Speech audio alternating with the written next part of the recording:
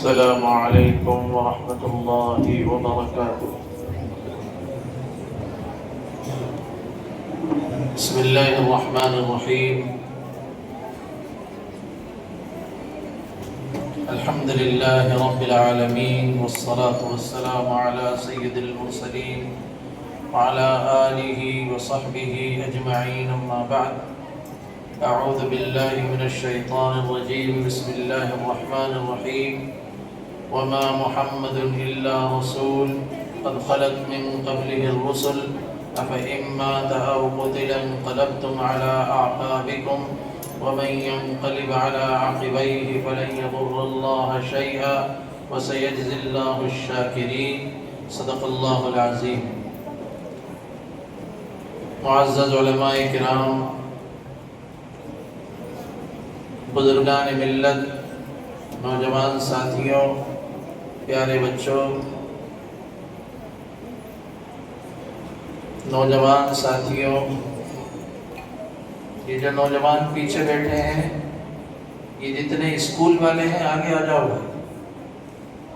یہ جتنے اسکول والے ہیں نا سب آگے آ جاؤ، سب آگے آ جاؤ. اسکول والے سب آگے آ جاؤ. اور یہ مدرسے والے جتنے ہیں ان سب کو ایک طرف کر دو، اس طرف. ان کو ایک طرف کر دو، اسکول والوں کو ایک طرف کر دو، اس طرف. ارے نہیں نہیں نہیں، تم بیٹھے رہو بچوں، تم بیٹھے رہو، بیٹھے رہو. ادھر کر دو. آپ بھی ادھر آ جاؤ بھائی. آپ لوگ جو مہمان حضرات ہیں آگے آ جائیں بس.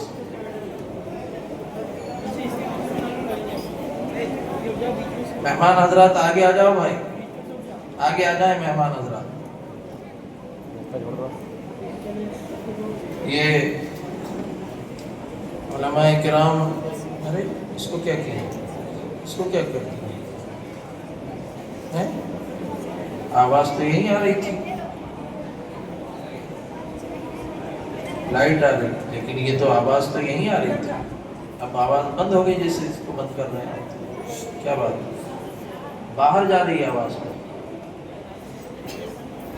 اچھا یہ چھوٹا مائک ہے. ٹھیک ہے.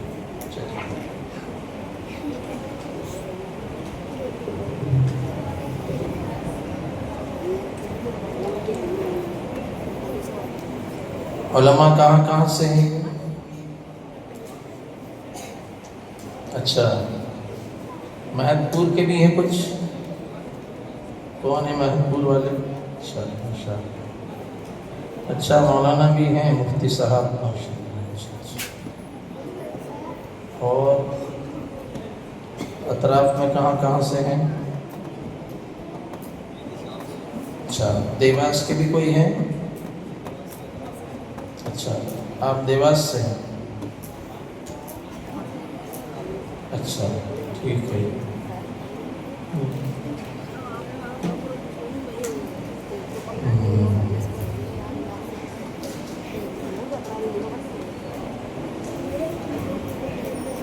دیکھو بھائی، اس وقت جو ہے آپ ایک مدرسے کے جلسے میں شریک ہیں. الحمدللہ.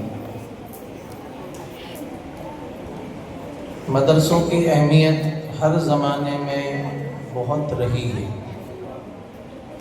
لیکن اس زمانے کے اندر چھوٹے مدرسے اور مکاتب، یہ جو چھوٹے بچے نظر آ رہے ہیں، ان بچوں کی اہمیت اور زیادہ ہو گئی.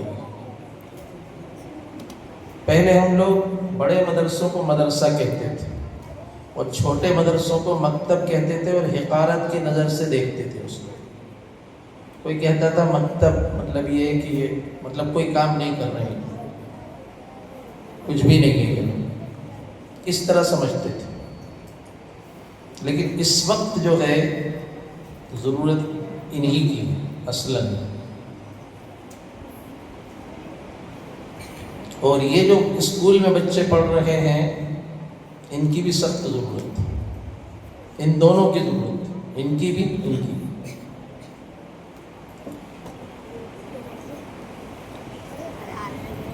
دیکھو یہ ننگے سر بیٹھے ہوئے ہیں، اس سے معلوم ہو رہا ہے کہ یہ اسکول میں پڑھتے ہیں. ایسی تقریبات میں ان کو ٹوپی لگوا دینا چاہیے.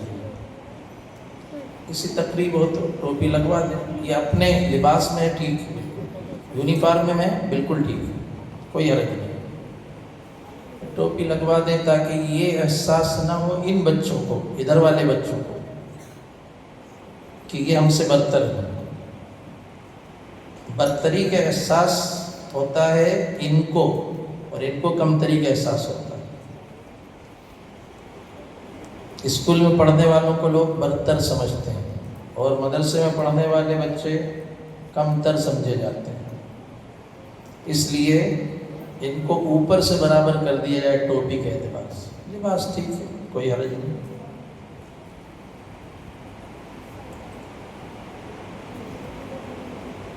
دارالعلوم دیوبند صرف ایک مدرسہ نہیں ہے، ایک تحریک کا نام، ایک مسلک ہے. دارالعلوم دیوبند اسلامی تہذیب و ثقافت اور اسلامی تمدن، اسلامی عقائد، اسلامی معاشرت، اسلامی اخلاقیات، ان سب کا وہ ضامن ہے. جب جس طرح کی ضرورت پیش آئی اس وقت دارالعلوم دیوبند نے اس طرح کا کام کیا. وہاں کے اساتذہ، ہم نے دیکھا 20-25 سال پہلے، 30 سال پہلے معاشرے کی اصلاح کے لیے دارالعلوم دیوبند کے اساتذہ پورے ملک میں جاتے تھے. اصلاح معاشرہ. ہمارے یہاں مدرسوں میں جو پروگرام ہوتا ہے، مدرسوں میں جو ملازمین ہوتے ہیں اس میں سفیر ہوتے ہیں، یعنی چندہ کرنے والے، مبلغ نہیں ہوتے. دارالعلوم دیوبند میں مبلغوں کا ایک شعبہ ہے باقاعدہ، جن کا کام چندہ نہیں ہے، جن کا کام صرف دارالعلوم دیوبند کے پیغام کو پورے ملک میں اور دنیا میں پہنچانا، اس کے صحیح نظریات و افکار کو پوری دنیا میں پہنچانا. یہ مبلغ دارالعلوم دیوبند کا کام ہے. یہ جو علاقہ ہے اجین وغیرہ کا، یہ آپ کا قریب کا علاقہ ہے پورا. حضرت مولانا سید ارشاد احمد صاحب مبلغ دارالعلوم دیوبند یہاں بہت آیا کرتے تھے، اور ان کی وجہ سے اس علاقے کے اندر بدعات کا خاتمہ ہوا. بہت بڑی تعداد میں لوگ تائب ہوئے، بہت کام کیا.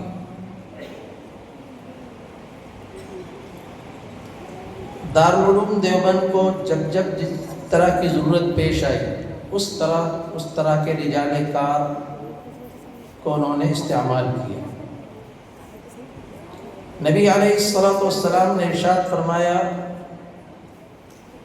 کہ آخری زمانے میں فتنوں کا دور ہوگا اور فتنے ہوں گے، فتنے رونما ہوں گے. آخری زمانے کے اندر طرح طرح کے فتنے ہوں گے، اور آخری زمانے کے اندر دجال نکلے گا، اور دجال کے ساتھ ساتھ دجال سے پہلے حضرت مہدی علیہ السلام، پھر دجال، پھر حضرت عیسیٰ علیہ السلام، پھر یاجوج ماجوج، اور اسی کے ساتھ ساتھ پھر دابۃ الارض، ہوا کا نکلنا، مشرق سے سورج کا طلوع ہونا، مغرب سے سورج کا طلوع ہونا. یہ سب بڑی علامتیں ہیں، قیامت کی نشانیاں ہیں، جو سب ظاہر ہو کر رہیں گی ترتیب کے ساتھ. اور پھر قیامت جو قائم ہوگی وہ صرف کافروں کے اوپر قائم ہوگی، ایک بھی مسلمان نہیں ہوگا. اس سے پہلے تقریباً 35 سال تک اسلامی حکومت ہوگی. اس سے پہلے تقریباً 35 سال تک اسلامی حکومت ہوگی. حضرت عیسیٰ علیہ السلام کی حکومت اور حضرت مہدی علیہ السلام کی حکومت، یہ دونوں ملا کر تقریباً 35 سال حکومت رہے گی، اور پوری دنیا میں اسلام وہ دور بھی قریب میں آنے والا ہے۔ حضرت مولانا نعمت اللہ صاحب دامت برکاتہم ہمارے استاد محترم ابھی گزشتہ سال کی بات میں بار بار دوہرا رہا ہوں، ترمذی شریف کی آخری حدیث جو پڑھا رہے تھے اس دن میں اتفاق سے موجود تھا وہاں، حضرت نے اس آخری حدیث کو پڑھاتے ہوئے دجال کا تذکرہ تھا، اس کے اندر حضرت نے فرمایا کہ بھائی دجال کا جب زمانہ آئے گا تو کوشش کرنا، بچوں کو نصیحت فرما رہے تھے دارالعلوم دیوبند کے دورہ حدیث شریف کے طلباء کو، کہ جب دجال کا زمانہ آئے تو تم لوگ کوشش کرنا کہ اس سے ملاقات نہ، اس سے بھاگنے کی کوشش کرنا، اور اگر ملاقات ہو جائے تو اس وقت تم کو یہ کرنا ہے کہ اس کی جہنم میں داخل ہونے کی کوشش کرنا، اس کی جنت میں داخل ہونے کی کوشش مت کرنا، اس کے جہنم میں داخل ہونے کی کوشش کرنا، ایسی حرکت کرنا کہ جہنم میں داخل کر دے وہ تم تو تم جنت میں جاؤ۔ یہ حضرت کے الفاظ ہیں۔ اس کے بعد فرمانے لگے کہ ہم تو یہاں سے چلے جائیں گے لیکن تم ممکن ہے کہ تم وہ زمانہ دیکھو، دجال کا زمانہ تم لوگ دیکھو۔ تو یہ نصیحت فرمائی کہ دجال کے زمانے میں ایک تو دجال سے بچنے کی کوشش کرنا، دوسرے اگر سامنا ہو جائے تو اس کی جہنم میں جانے کی کوشش کرنا، اس کی جنت میں نہیں، کیونکہ اس کی جنت جہنم ہے، اور جو اس کی جہنم ہے وہ جنت ہے۔ تو ایسا معلوم ہوتا ہے یہ اہل اللہ، یہ دوربین نظر حضرات اللہ والے یہ دیکھ رہے ہیں کہ بہت قریبی زمانہ آ چکا ہے اور اس کے لیے تیاری ہو رہی ہے۔ اسرائیل قطر کے اوپر حملہ کرنا، غزہ کے اندر مسلمانوں کو تہہ تیغ کرنا، برباد کرنا، پوری دنیا کے اندر اسلام کے خلاف، مسلمانوں کے خلاف مستقل ایک زہر آلود مہم چلنا، یہ تیاری ہے۔ تو ہم جس زمانے کے اندر ہیں یہ زمانہ فتنوں کا زمانہ ہے، اور اس فتنوں کے زمانے کے اندر بہت ہی نازک جو چیز ہے، ہمارے پاس جو چیز ہے اس نازک چیز کے چلے جانے کا اندیشہ ہے، اور وہ ہے ایمان۔ سب سے نازک چیز جو ہے دنیا کے اندر وہ ہے ایمان۔ پہلے یہ نازک چیز نہیں تھی، پہلے بہت طاقتور چیز تھی، اس کے چلے جانے کا کوئی امکان کم تھا۔ اسی لیے حضور صلی اللہ علیہ وسلم نے اپنے صحابہ سے یہ فرمایا تھا کہ میں تمہارے اوپر نہیں ڈرتا ہوں کہ تم جو ہے شرک کرو گے، میں شرک سے نہیں ڈرتا تمہارے، کیونکہ ایمان اس وقت مضبوط تھا، طاقتور تھا۔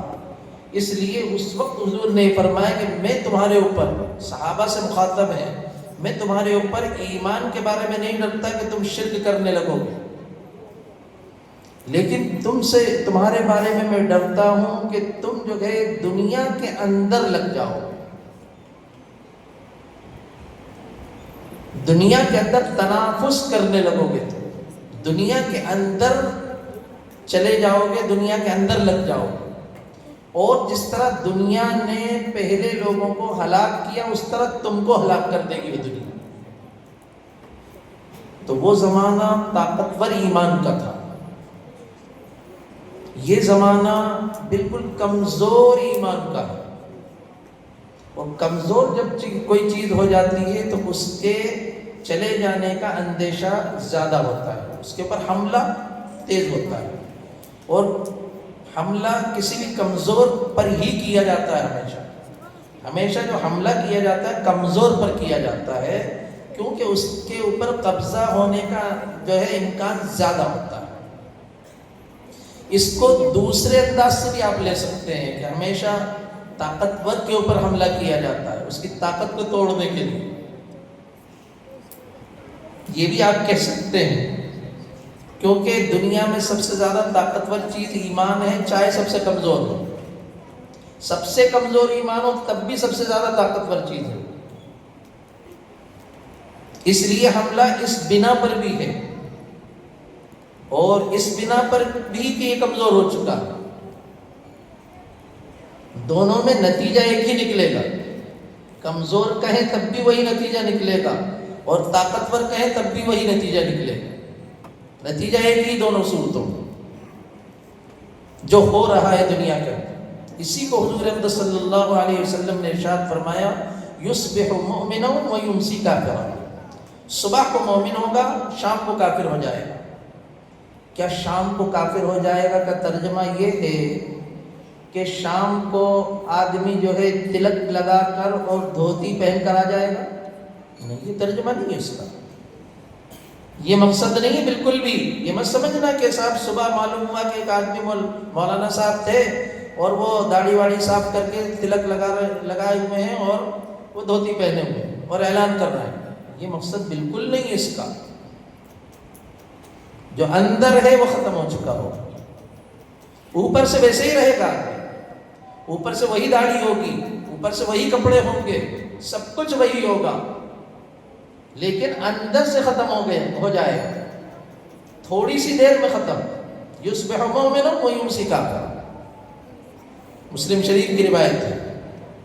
تو اس کو بالکل اس طرح نہیں سمجھنا چاہیے جس طرح کہ آج کل ہو رہا ہے کہ صاحب فلاں صاحب مرتد ہو گئے، اب ہم انتظار کریں کہ فلاں صاحب مرتد ہو جائیں گے۔ مرتد کا ترجمہ بالکل یہ مت سمجھیے کہ اتنے سارے لوگ بیٹھے ہوئے ہیں، معلوم ہوا کہ صبح جو ہے یہ سب کے سب دھوتی پہن کر چلے گئے، نہیں، یہ بالکل ہم لوگ شاید اس کا انتظار کر رہے ہیں، ہم لوگ شاید اس کو سمجھ رہے ہیں کہ ایک آدمی اس طرح سے چلا جائے گا، غیر مسلم بن جائے گا۔ بالکل نہیں اس کا یہ ترجمہ، نہ ترجمہ ہے نہ اس کا مفہوم ہے یہ۔ اے بچوں، تم پیشاب کر کے واپس آ جانا، جانا مت کہیں۔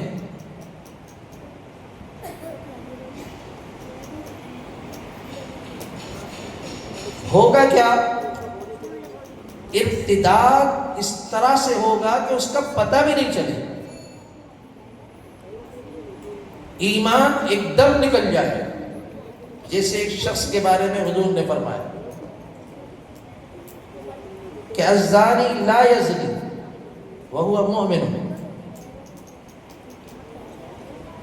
زنا کرنے والا جب زنا کرتا ہے تو وہ ایمان کی حالت میں نہیں رہتا، ایمان اس کا نکل کر اس کے اوپر سایہ فگن ہو جاتا ہے، اس کے دل سے نکلتا ہے۔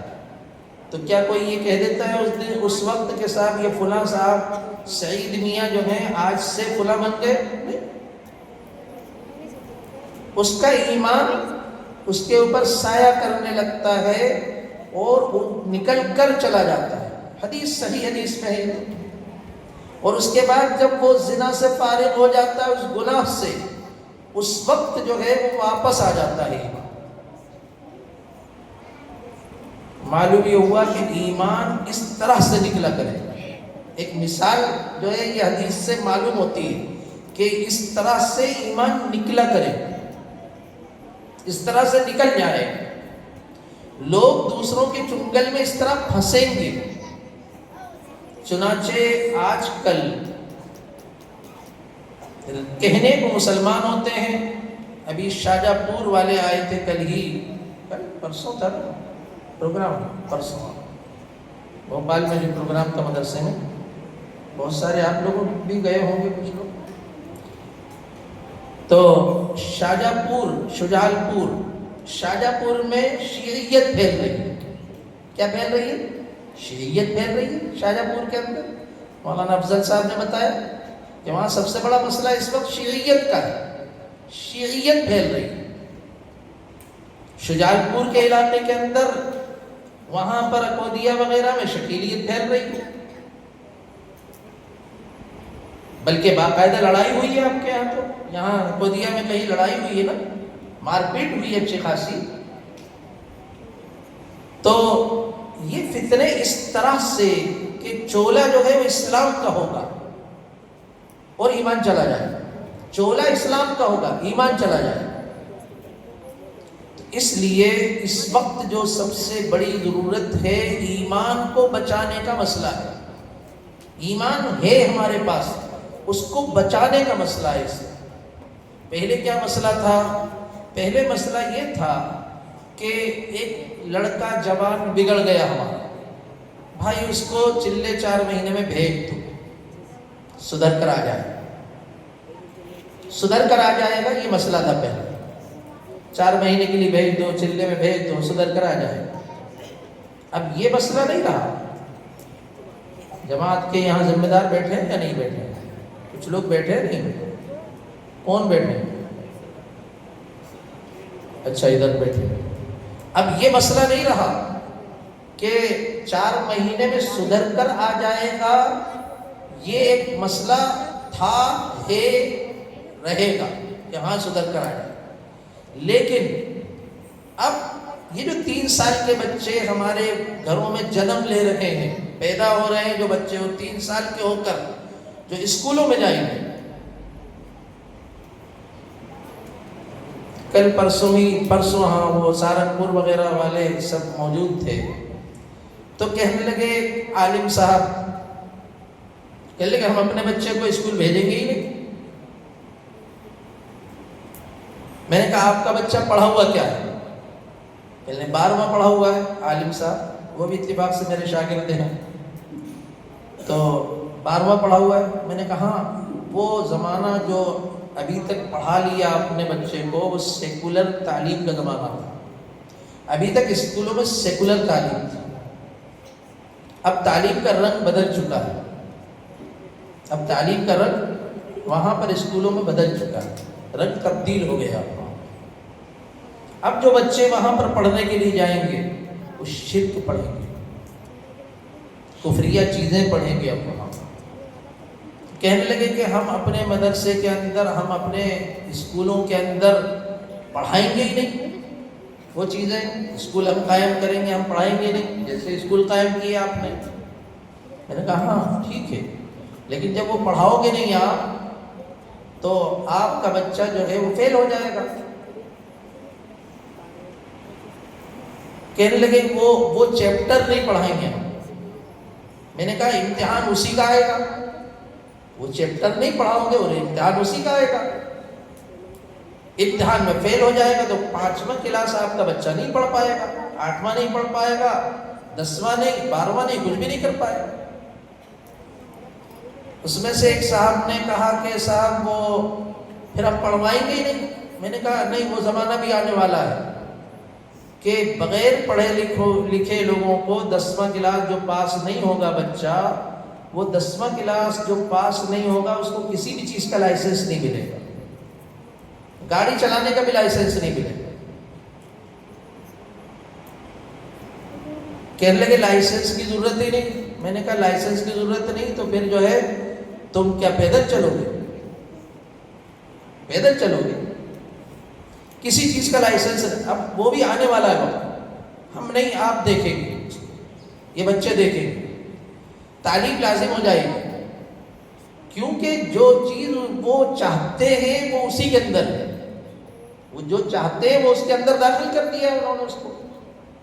جب وہ داخل کر دیا ہے، اب اس کے بعد آپ نہیں پڑھانا چاہتے. انہیں معلوم ہے کہ ہندوستان میں مسلمانوں کی تعداد تقریباً 20% ہے.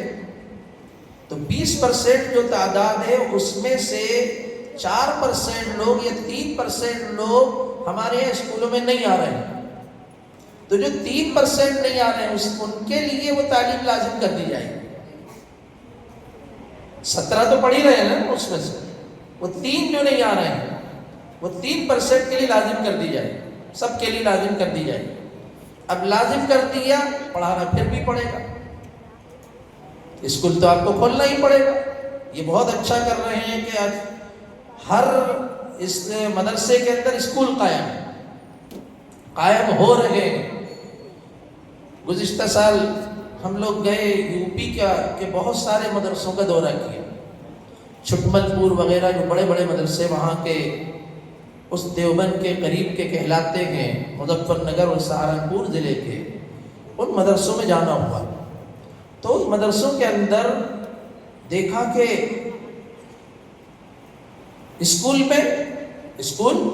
اور مدرسہ، اسکول میں کتنے بچے؟ 1700 بچے، 1800 بچے، باغوں والی ہے، یہ سارے جتنے مدرسے ہیں سب میں اسکول قائم ہے، اور اسکول ویسے ہی نہیں ہے، بڑے بڑے اسکول۔ جو بچے مدرسے کے ہیں وہ تو پڑھتے ہی ہیں، اور اس کے علاوہ شہر سے آتے ہیں پڑھنے کے لیے۔ جتنے مدرسوں میں جانا ہوا ان میں بڑے بڑے اسکول قائم ہیں۔ تو الحمدللہ اس وقت اسکول بھی علماء ہی چلا رہے ہیں، یہ بھی یاد رکھو۔ جب سے اس ملک کے اندر یہ ارتداد کا باقاعدہ افتتاح ہوا ہے، اور ارتداد کے لیے باقاعدہ نظام بنایا گیا ہے۔ ارتداد کا نظام تو قرآن نے کہا ہے کہ وہ لوگ یہ چاہتے ہیں کہ تم کو لوٹا دیں اپنے پرانے دین اور مذہب کے اندر، لوٹا دیں، لیکن وہ ابھی تک ایسا کر نہیں پائے تھے۔ ابھی 20-25 سال سے انہوں نے باقاعدہ اس کام کو کر لیا۔ مولانا غلام صاحب استانوی رحمۃ اللہ علیہ جب انہوں نے مدرسے کے ساتھ اسکول وغیرہ قائم کیے، ویسے شاہی مراد آباد میں ہم نے بہت پہلے سے دیکھا ہے، ابتدائیہ اور مراد آباد شاہی، اس کے اندر ہم نے دیکھا کہ اسکول قائم، شاہی کے اندر بھی اسکول قائم تھا اور امدادیہ کے اندر بھی اسکول قائم تھا۔ یہ وہ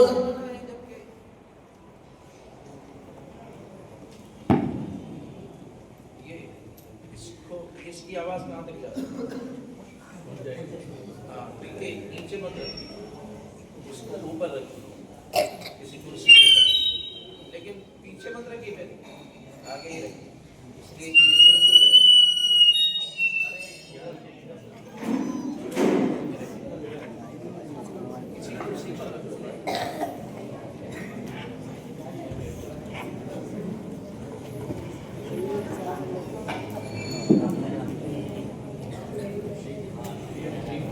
ٹھیک ہے، بالکل جائے گی۔ یہ ادھر آواز آ رہی ہے یا ادھر جا رہی ہے آواز؟ ادھر جا رہی ہے، ٹھیک ہے۔ تو اس زمانے کے اندر بھی اسکول قائم کر لیے تھے، یہ بڑے دوربین قسم کے لوگ تھے۔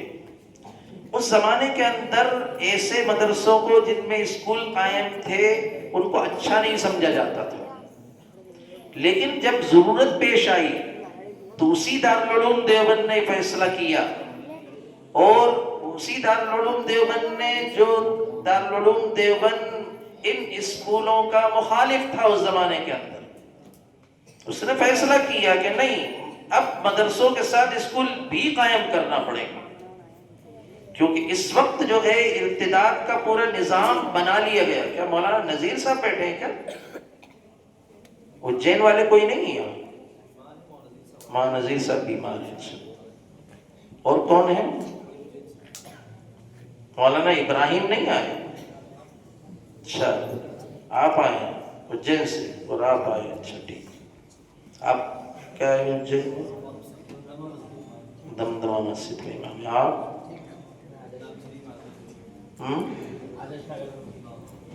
وہیں اجین میں، ٹھیک ہے۔ اب دارالعلوم دیوبند نے خود کہا کہ اسکول قائم کرو۔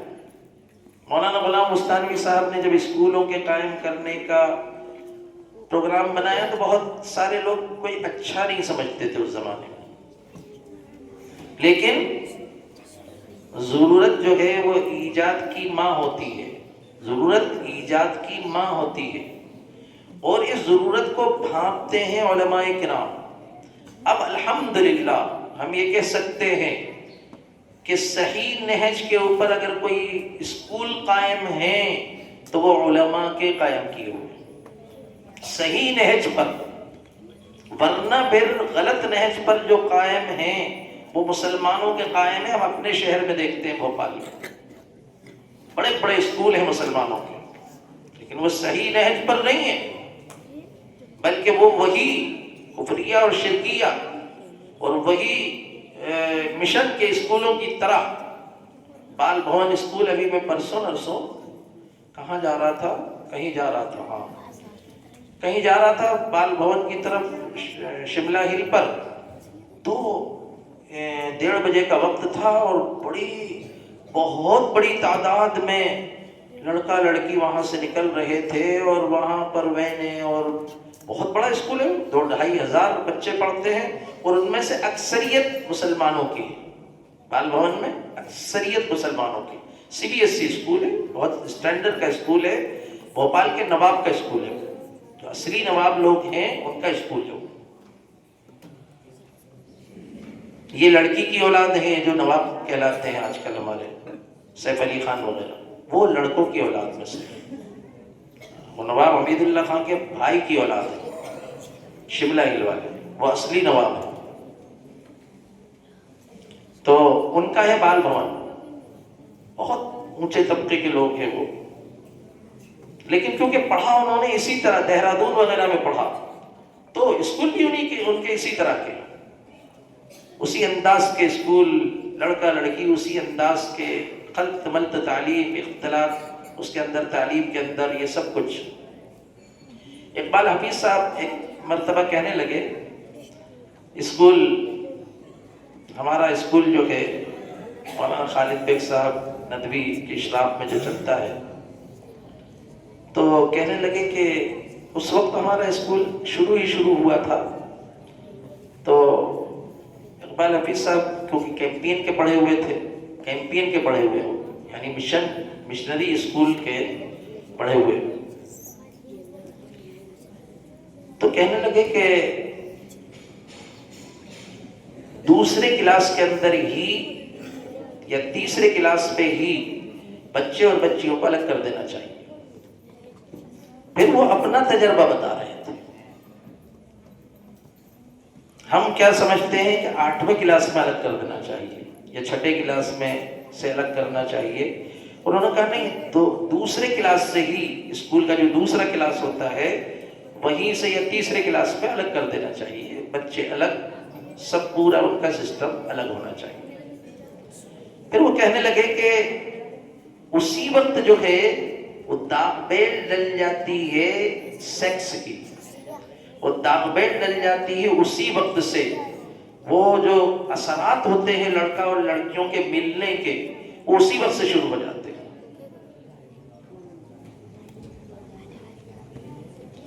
یہ جو ٹین ایج ہوتی ہے، ٹین ایج، یہ تو انتہائی خطرناک ہوتی ہے.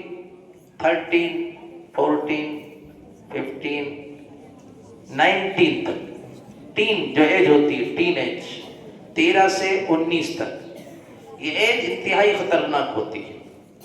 بس اسی کے اندر سب کچھ ہوتا ہے اصلا. اور اسلام یہ کہتا ہے کہ اس سے پہلے اس کے اثرات شروع ہو جاتے ہیں.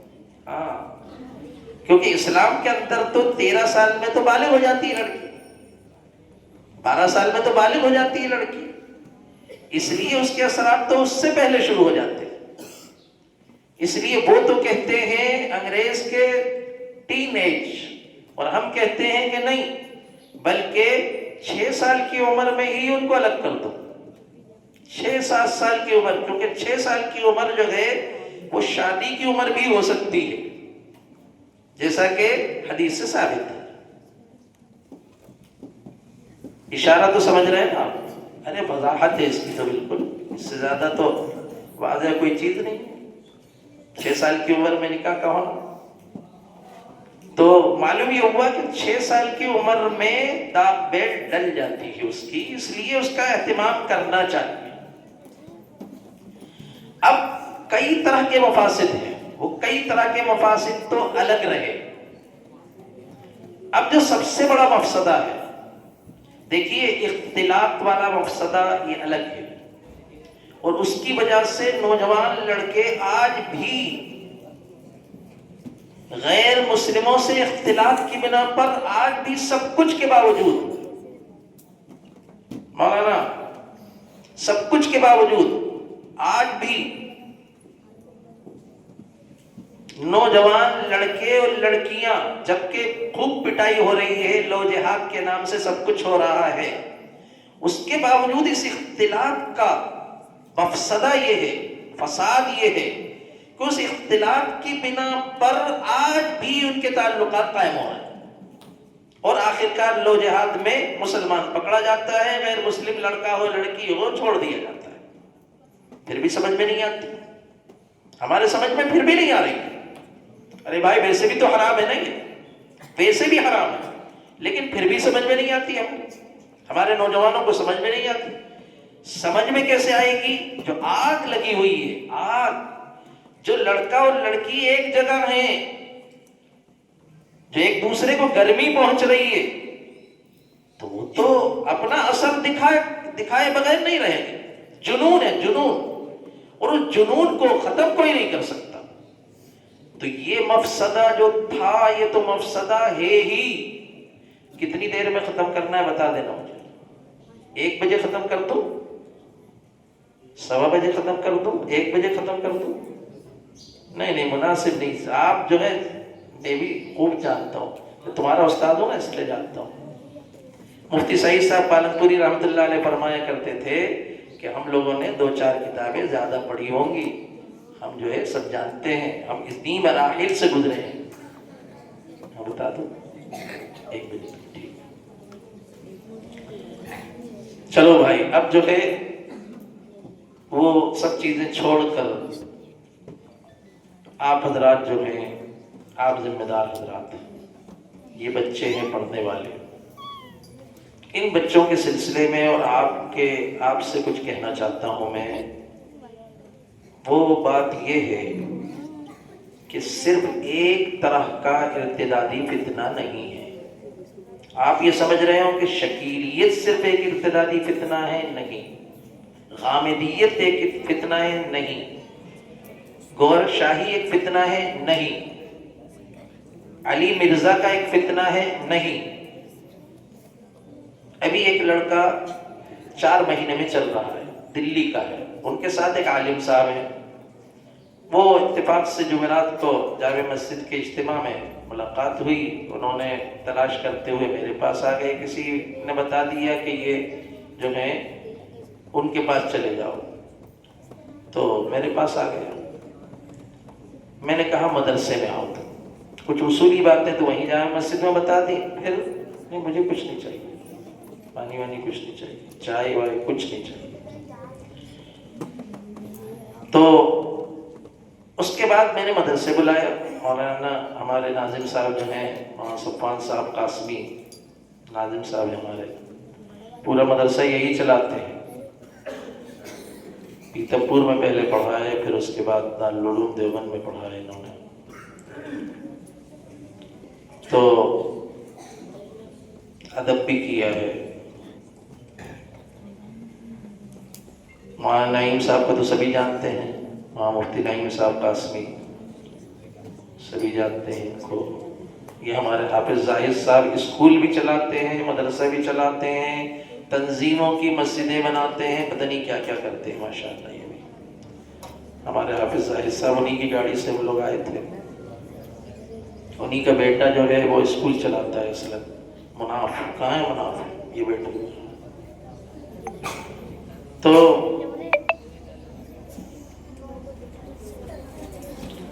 علی مرزا ایک صاحب قاسمی ہے، عالم ہے، ان کے گھر میرا جانا ہوا، ان کے یہاں غامدی کے رسالے رکھے ہوئے تھے، غامدی کے رسالے رکھے ہوئے تھے، جو غامدی کا رسالے نکلتے ہیں وہ وہاں سے یہاں آتے ہیں، اور وہاں سے یہاں آ کر اور یہاں پر بھوپال میں ایک عالم صاحب کے گھر میں نے ایک رسالے دیکھے۔ معلوم ہوا کہ ایک صاحب زکوان ندوی، وہ اس کے مبلغ ہیں، جو ہمارے سب سے بڑا اسکول بھوپال کا جو مسلمانوں کا ہے، EPS اسکول، وہ اسکول جو IB اسکول ہے، یعنی CBSE سے اوپر ہوتا ہے ایک IB اسکول، انٹرنیشنل اسکول ہوتا ہے، وہ انٹرنیشنل اسکول ہے.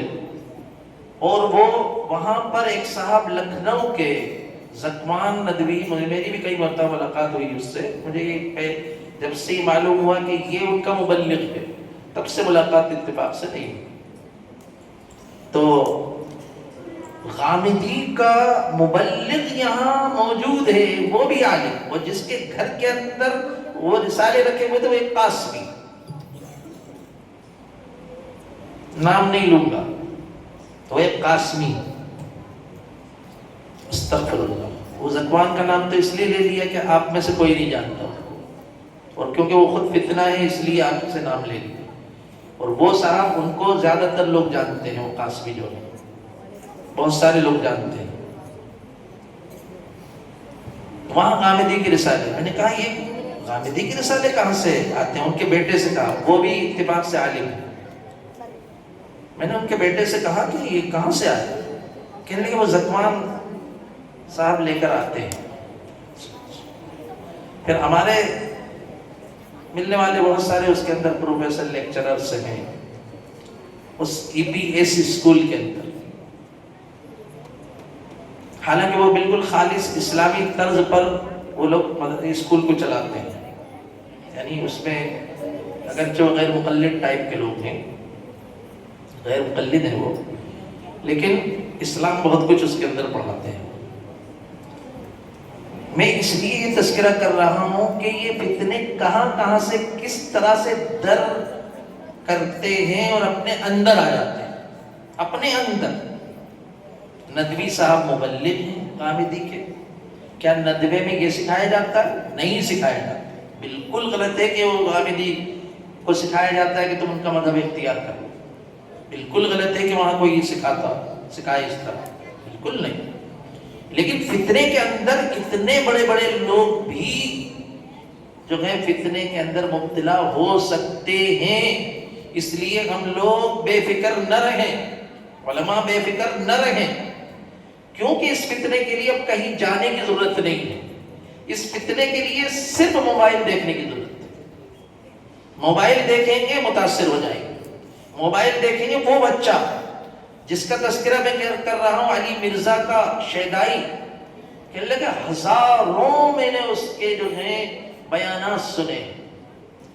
کتنے سال کا لڑکا ہے؟ 17 سال کا لڑکا. 17 سال کا لڑکا جو 4 مہینے میں نکلا ہوا ہے، دلی جعفر آباد کا. اس کا نام بھول گئے میں، نام بھی یاد تھا، بھی یاد نہیں ہے. ابھی وہ بھوپال میں ہے، ابھی بھوپال میں ہے. پھر مدرسے بلایا. الحمدللہ ہمارے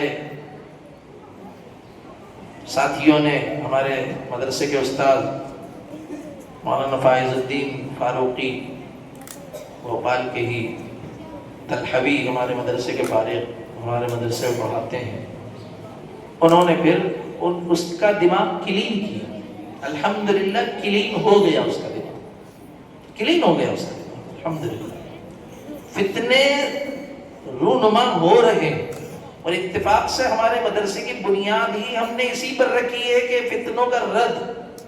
چنانچہ جب سے مدرسہ قائم ہے تو ہم لوگ جو ہیں فتنوں کے رد کے لیے، ابھی 3 دن پہلے مولانا یامین صاحب مبلغ دارالعلوم دیوبند ہمارے یہاں تھے، اور شیعیت پر ان کا محاضرہ ہمارے مدرسے میں ہوا. شیعیت پر 1.5-2 گھنٹے شیعیت پر ان کا محاضرہ، کیونکہ شیعیت کے وہ امام ہیں، خود بھی امام ہے ماشاءاللہ، شیعیت کے ماہر ہیں، کیونکہ انہوں نے دارالمبلغین میں اس کی تربیت 7 سال تک حاصل کی. دارالمبلغین جو اسی کام کے لیے امام اہل سنت کا ادارہ مولانا عبدالشکور صاحب لکھنوی رحمۃ اللہ علیہ کا. تو یہ فتنے اس طرح کے شکیلی فتنہ، ایک فتنہ ہے تو مختلف فتنے وہ آ رہے ہیں. قادیانی فتنہ ہو، کوئی بھی فتنہ ہو، اس کو کم تر مت سمجھنا. اب اس کے لیے آپ کو کیا کرنا ہے؟ آپ سب کو ایک کام کرنا ہے، کیونکہ اب وقت نہیں ہے، اس لیے چند باتیں کرنے کی بتا دیتا ہوں. سنگین حالات ہیں دو طرح کے.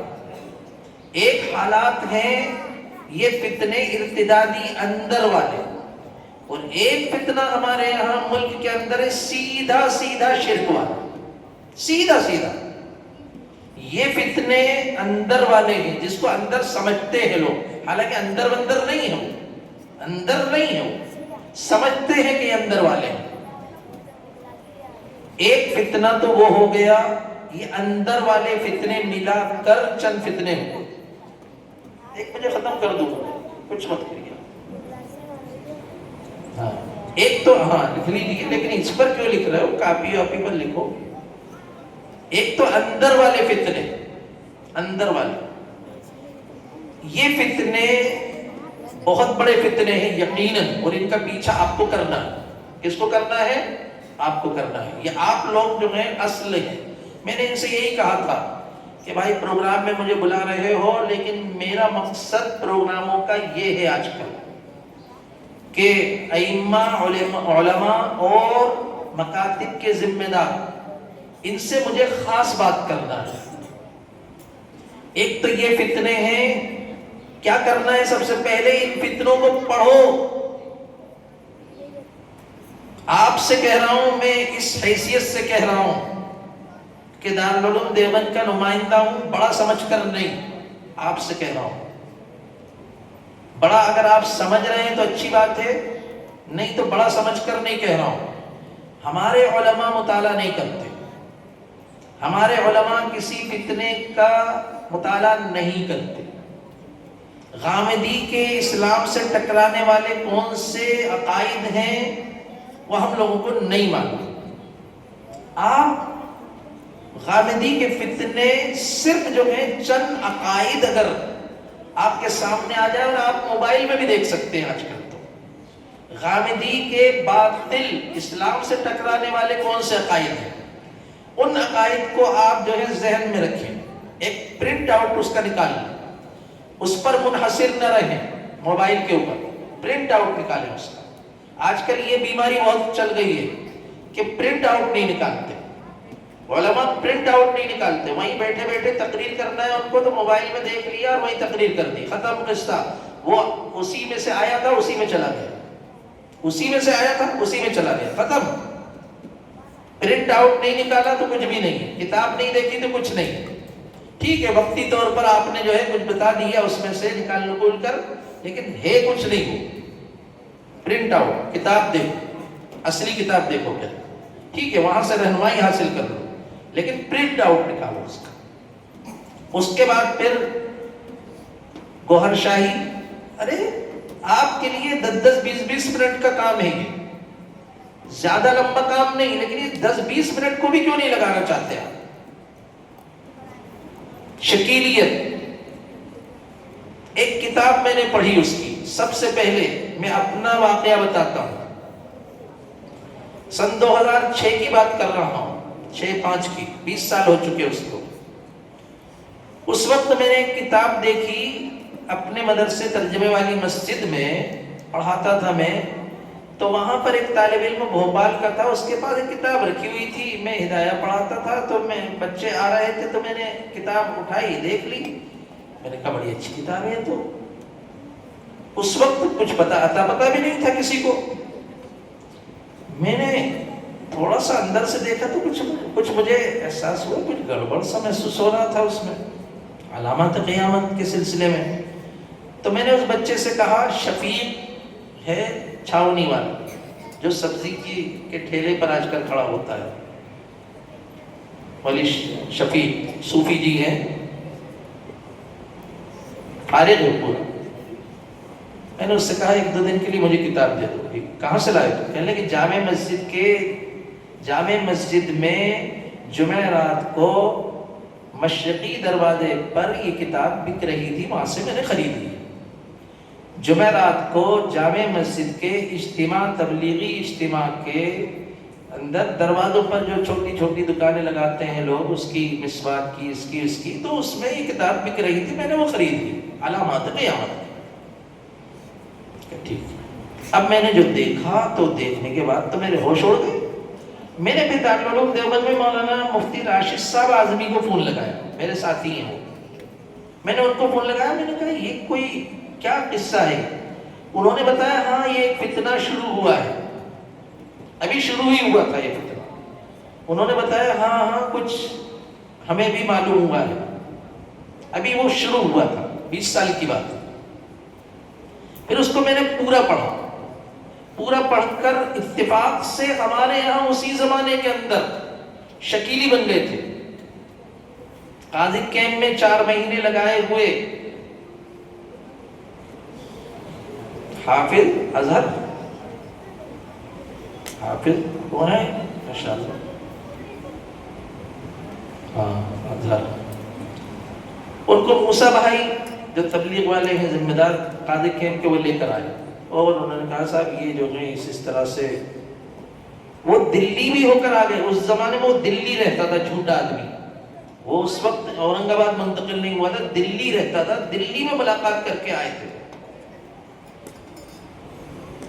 اور اس کے بعد پھر وہ 2 بجے رات تک ہم اس کی حدیثوں کے ذریعے صفائی کرتے، الحمدللہ وہ ٹھیک ہو گئے۔ لیکن ابھی مسئلہ یہ نہیں ہے کہ وہ 1-2 کو ٹھیک کرنا ہے ان کو، یہ مسئلہ نہیں، اب تو ہزاروں کی تعداد ہو گئی ہے ان کی۔ اور دوسری یہ کہ ہم کو کیا کرنا ہے، آپ حضرات سے ایک کام ہے، وہ کام یہ ہے کہ آپ جہاں پر بھی ممبر و محراب پر بیان کرتے ہوں، وہاں پر دجال، حضرت عیسیٰ علیہ السلام، حضرت مہدی علیہ السلام کا پورا بائیو ڈاٹا، پوری سوانح اور پورا ان کا کام، ان کے آنے کا مقصد، دجال کے آنے کا مقصد، دجال کا پیدا ہونا، کب پیدا ہو چکا، جو روایات موجود ہیں، حدیث جساسہ، اور پھر اس کے بعد پوری تفصیلات اس کی آئندہ یہاں آنے کی، کہاں نکلے گا، خروج ہوگا اس کا، اور پھر حضرت مہدی علیہ السلام کا پہلے پیدا ہو جانا، اور پیدا کہاں ہوں گے، کیا ہوگا، سب احادیث میں موجود ہے۔ حضرت شیخ الاسلام مولانا حسین احمد مدنی نور اللہ مرقدہ، ان کی ایک کتاب میں نے زمانہ طالب علمی میں دیکھی تھی اور خرید لی تھی، اتنی چوڑی تختی کی، خلیفۃ اللہ المہدی، خلیفۃ اللہ المہدی، یہ کتاب کا نام تھا۔ اس کے اندر 40 حدیثیں تھیں شیخ الاسلام کی، اس وقت انہوں نے بھانپ لیا تھا، 40 حدیثیں تھیں، اور مہدی تو پیدا ہوتے رہے، اس وقت بھی ایران کے اندر 350 جھوٹے مہدی وہ جیلوں کے اندر قید ہیں، کیونکہ وہاں پر ہر ایک مہدی ہونے کا دعویٰ کرتا ہے۔ کیوں کرتا ہے؟ اس لیے کہ مہدی تو وہی یہودی اور شیعہ لوگ، انہی کیا تو مہدی کا تصور ہے، اصلا جو تصور ہے مہدی کا، اس مہدی کا، ہمارا تصور اسلامی ہے، ان کا تصور غیر اسلامی ہے۔ جو مہدی ہونے کا تصور ہے سب سے زیادہ شیعوں کے یہاں، تو ان کے یہاں ہر ایک بچہ، ہر ایک جوان، ہر ایک بوڑھا یہ چاہتا ہے کہ میں مہدی بن جاؤں، مہدی ہونے کا تصور ہے ان کے یہاں، مہدی ہونے کا۔ تو ایک تو یہ کہ یہ چیزیں آپ کو بیان کرنا ہے، وہ نماز روزہ، یہ نماز روزہ یہ بھی بیان کرو، لیکن زیادہ یہ بیان کرو، میں یہ نہیں کہہ رہا ہوں اس کو بیان مت کرو، لیکن یہ زیادہ بیان کرو، عقیدے زیادہ بیان کرو، آمنت باللہ وملائکتہ وکتبہ ورسلہ والیوم الآخر والقدر خیرہ وشرہ من اللہ تعالی والبعث بعد الموت، ایک ہفتے میں ایک، اس میں سے 7 میں سے ایک عقیدہ، 7 میں سے ایک عقیدہ، اس کو بیان کرو، تفصیل کے ساتھ بیان کرو، اور اس کے ساتھ ساتھ آپ اسٹڈی کر کے جاؤ، آپ لوگوں کو اسٹڈی کر کے جانا چاہیے، یعنی ویسے ہی نہیں اٹھ پٹانگ کہ جو آیا وہ کہہ دیا، نہیں، یہ زمانہ اسٹڈی کا زمانہ ہے، اس زمانے میں بغیر حوالے کے کوئی بات سنی نہیں جاتی، غیر مقلد جب بھی کوئی رفع یدین کی حدیث پیش کرتا ہے، جاہل سے جاہل، تو وہ باقاعدہ حوالے کے ساتھ پیش کرتا ہے، غیر مقلد جب بھی پیش کرے گا، جاہل سے جاہل، ان پڑھ سے ان پڑھ، بخاری کی روایت حوالے کے ساتھ پیش کرے گا. اور ہم لوگ جو ہیں جب بھی کوئی بات کریں گے بغیر حوالے کے کریں گے. میں نے ایک مرتبہ مولانا طارق جمیل صاحب سے خود دو بدو آمنے سامنے مدینہ طیبہ کے اندر ملاقات ہوئی. اس میں جو لوگ تھے ملاقات میں وہ لوگ بھی ہیں. میں نے ان سے کہا مولانا بڑا مسئلہ ہے کہ آپ بیان کرتے ہیں, لوگ آپ کا بیان سنتے ہیں, لاکھوں کی تعداد میں کروڑوں کی تعداد میں آپ کا بیان سنتے ہیں. بیان آپ سے سنتے, حوالہ ہم سے پوچھتے ہیں. بیان آپ کا سنتے, حوالہ ہم سے پوچھتے ہیں. مولانا آپ جو ہے حوالہ دے دیا کیجیے تاکہ ہم لوگوں کو تو پتہ آتا نہیں ہوتا اس کا, ہمیں معلوم نہیں آپ کہاں سے یہ بات کہہ رہے ہیں. تو کہنے لگے کہ ہاں کوئی مطالعہ میرا ہوتا ہے اور وہ میں کہیں نہ کہیں میرا پڑھا ہوا ہوتا ہے. میں نے کہا کہیں نہ کہیں جہاں کا پڑھا ہوا اسی کا حوالہ دے دیجیے. میں نے ان سے صاف کہا, میں نے کہا یہ زمانہ جو ہے حوالے کا زمانہ ہے. اب جو ہے ایسے ہی نہیں چلتا, بڑوں نے یہ کہہ دیا, بڑوں والا چکر ختم ہو گیا. بڑوں والا چکر جو ہے اب صرف انہی لوگوں میں ہے جہاں وہ ان لوگوں کے ماننے والے ہیں. اب ہر ایک نہیں مانے گا آپ کی, غیر مقلد آپ کی بات تھوڑی مانے گا بڑوں کا کہہ کر آپ کچھ بھی کہہ دو. جو فرقے باطلہ ہیں ان کو حوالہ چاہیے آپ. ایک بات تو یہ ہے کہ یہ دوسرے جتنے اللہ کے نام ہیں ہر ایک ایک عقیدہ ہے. اللہ کے نام جتنے اسماء حسنہ, الباسط ایک عقیدہ ہے.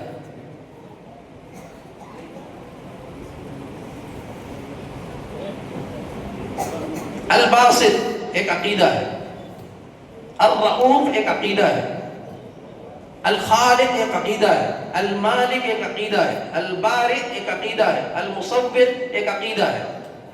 ہر اللہ کا نام صفتی نام وہ ایک عقیدہ ہے. اس عقیدے کو بیان کرو. میں نے ابھی مولانا الیاس گھمن صاحب, ان سے ملاقات مکہ مکرمہ میں ہوئی. بڑی تفصیلی 2-2.5 گھنٹے کی ملاقات رہی ہماری. وہاں نعیم صاحب کی بھی ایک ملاقات الگ سے ہوئی تھی, انہوں نے بھی بتایا. ہماری اسی حج میں ابھی اسی مرتبہ 2-2.5 گھنٹے کی ملاقات ہوئی. طاہر بھی میرے ساتھ تھا, ایک میرے داماد طاہر وہ بھی ساتھ میں تھے, ہم تینوں تھے.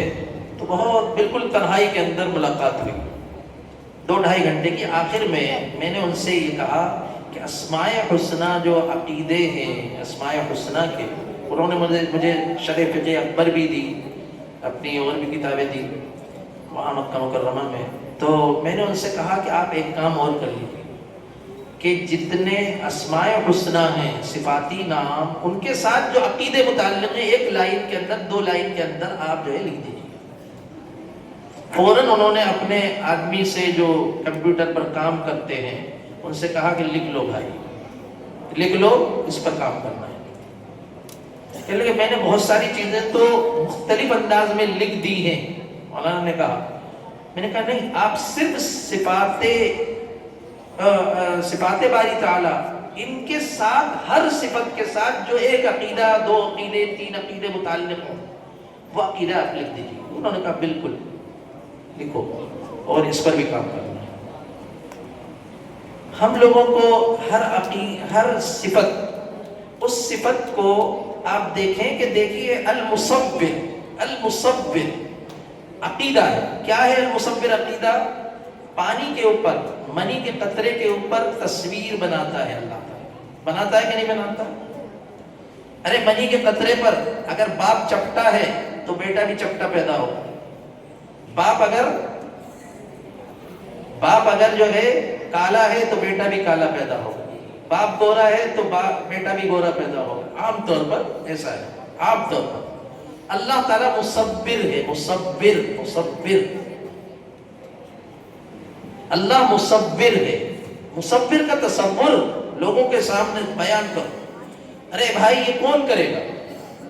کیا یہ کام کرنے کا نہیں ہے؟ ارے یہ عقیدے کا کام کرنے کا ہے کہ نہیں ہے؟ کرنے کا ہے. اور اگر یہ نہیں کرو گے تو دوسرے جتنے فرقے باطلہ ہیں وہ اس کام کو کریں گے اور اس کام کو کر کے اس کے اندر تحریف کریں گے۔ اگر آپ نے عقیدے والا کام نہیں کیا تو تحریف اب تو بڑے سے بڑے لوگ بھی کر رہے ہیں، قرآن کی آیات میں تحریف کر رہے ہیں، احادیث کے اندر تحریف کر رہے ہیں کہ نہیں کر رہے ہیں؟ ارے تحریف ہو رہی ہے کہ نہیں ہو رہی؟ تحریف ہو رہی ہے، قرآن حدیث کے اندر مستقل تحریف ہو رہی ہے، ہر ایک اپنے نظریے کے مطابق تحریف کرتا ہے۔ مولانا ابوالکلام آزاد رحمۃ اللہ علیہ کی تفسیر میں دیکھ رہا تھا، حالانکہ ان کی تفسیر کے اندر بھی کچھ تھوڑی بہت باتیں نکالی ہیں ہمارے اکابر نے، ان کی تفسیر ایک مقدمہ دیکھ رہا تھا۔ اچھا چلیے، بس اس مقدمے کے اندر عجیب انہوں نے بات ارشاد فرمائی۔ ان کا مقدمہ جو ہے ایک جلد کے اندر ہے، ایک جلد کے اندر تقریباً مقدمہ ہی ہے، سمجھ لیجیے، سورہ فاتحہ کی تفسیر ہے وہ۔ اس کے اندر انہوں نے ایک بات کہی، بہت اچھی بات کہی مولانا ابوالکلام آزاد۔ انہوں نے فرمایا کہ اسلام کا نظریہ یہ ہے کہ تفسیر کرنے میں، اسلام کا اصول یہ ہے کہ تفسیر کرنے میں پہلے قرآن پاک کا جو نظریہ ہے، اس قرآن کریم کی آیت کو بیان، اللہ نے کسی آیت کو نازل فرمایا تو اس میں کیا بیان کیا گیا، اس کے مطابق ہم کو اپنا نظریہ بنانا چاہیے۔ قرآن نے جو کچھ کہا ہے اس کے مطابق ہم کو نظریہ بنانا چاہیے۔ یہ اسلامی طرز ہے تفسیر کا۔ اور تفسیر کا غیر اسلامی طرز کیا ہے؟ نظریہ پہلے بنا لیا اور اس کے مطابق قرآن کی آیتوں کو فٹ کرنا شروع کیا۔ نظریہ پہلے سے بنایا اور جو آیت فٹ نہیں ہوئی اس کی تعبیر کی۔ جو آیت فٹ نہ ہو سکے آپ کے سانچے کے اندر، آپ کے فریم کے اندر، جو آیت فٹ نہ ہو سکے اس آیت کو تعبیر کر کے جبرن فٹ کرنے کی کوشش کرو۔ نظریہ پہلے بنایا، آیات قرآنی کو بعد میں فٹ کیا۔ اور اسلامی نظریہ کیا ہے؟ پہلے قرآن کی آیت کو پڑھا، اس کے مطابق اپنا نظریہ بنایا۔ فرق سمجھ میں آیا؟ یہ فرق ہے دونوں کا۔ یہ غیر اسلامی طریقہ ہے کہ نظریہ پہلے سے بنا ہوا ہے آپ کا کسی چیز کے بارے میں، اور پھر آپ نے اس آیت کو فٹ کرنے کی کوشش کی۔ نہیں فٹ ہو رہی تو انکار کر دیا، نہیں فٹ ہو رہی تو تعویل کی۔ کسی نے تو انکار ہی کر دیا، بعض لوگوں نے انکار ہی کر دیا آیتوں کا۔ نہیں فٹ ہو پا رہی، انکار کر دیا۔ فٹ ہو رہی ہے لیکن تعویل کے ساتھ ہو رہی گڑبڑ کر کے، تو اس کو جبرن فٹ کر دیا۔ یہ دنیا میں آج بھی ہو رہا ہے اور بہت کچھ ہو رہا ہے۔ جتنے فرقے ہیں باطل وہ سب قرآن کا سہارا لیتے ہیں۔ کوئی فرقہ دنیا میں ایسا نہیں، کوئی جماعت ایسی نہیں جو قرآن کا سہارا نہ لے۔ یضل بہ کثیرا ویہدی بہ کثیرا کا مقصد ہی یہی ہے، قرآن کا سہارا۔ یہ کام تو آپ کو کرنے ہیں شکیلی فتنے کو کہ سد باب کے لیے، قادیانیت کے سد باب کے لیے، شیعیت کے سد باب کے لیے۔ یہ سب کام آپ کو اسٹڈی کے ساتھ کرنا ہے، حوالے کے ساتھ۔ حوالہ ضروری نہیں ہے۔ آپ لوگ کیا سمجھتے ہیں، ہم لوگ کیا سمجھتے ہیں کہ بھائی اگر کوئی پرچہ سامنے رکھ کر اگر ہم تقریر کریں گے تو ہم کو لوگ سمجھیں گے کہ یہ جو ہے ذرا زیادہ پڑھا ہوا نہیں ہے، کیونکہ پرچہ سامنے رکھ رکھا ہے اس نے۔ آج زمانہ پرچے کا ہے، یاد رکھو۔ آپ کو یاد نہیں رہتا اور یاد رہے گا بھی نہیں اتنا زیادہ، اس لیے پرچہ نوٹ کرو، نوٹ کر کے پرچہ سامنے رکھو۔ موبائل سامنے مت رکھو، اس کا غلط اثر پڑے گا۔ موبائل سامنے مت رکھو، اس کا غلط اثر پڑے گا۔